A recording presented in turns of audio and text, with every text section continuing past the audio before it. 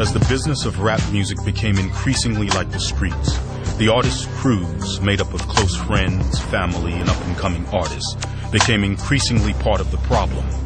They were there to stop.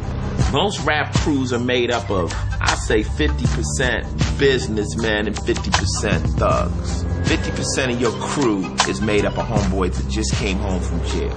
Now, my boys that just got out, I've been the guy on their TV that they've been pointing at. That's my man.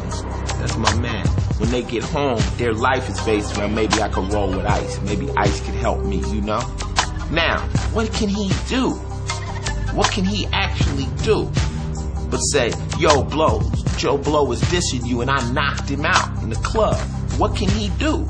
So then that thug element is always ready to reach out and touch anybody, whether it's a cameraman, whether it's an interviewer, whether it's somebody on the radio. They do not have any other way of showing the rapper that they man than busting somebody in their head. And that's where they get their stripes. So you gotta understand that thug element is always available in rap. You know, they want them stripes. They want them points. So it's like, even though you might tell a person, look, I really need you to slow down and cease fires and that. Hey, he's a grown man. When you're not around, he might just come along anyway and just, you know, do what he want to do on his own. Then, instead of fighting me like a G, he ran. Now, I can't help it if some that was on the scene beat his ass for running. That was something separate, you understand me? And I can't help it if they were screaming thug life as they did it. That ain't my fault. That's just how shit went down, you understand me?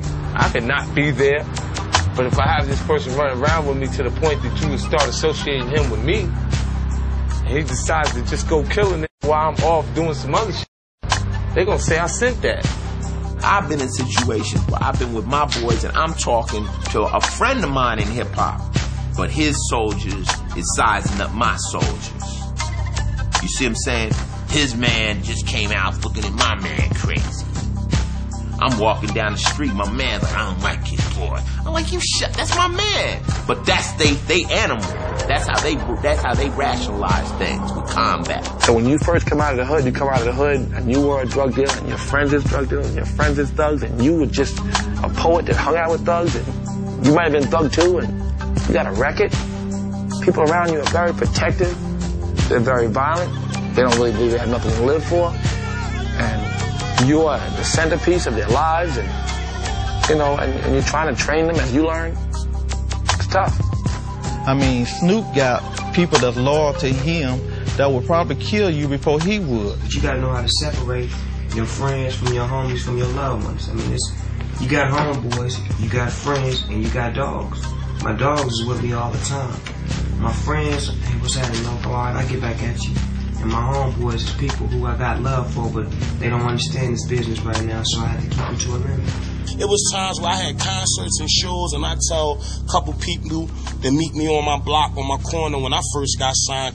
And before I know it, I look up, it's like a parade outside. There's always somebody in somebody's ear, like telling you, that, B. Just that and third. Yo, did that nigga right there. That nigga said this, man. Why you don't go see him? Because nowadays, I mean, the pressure from your mans will make you go hurt something. That's the dude you need to get away from you. Or you got to school him quick because he don't know no better.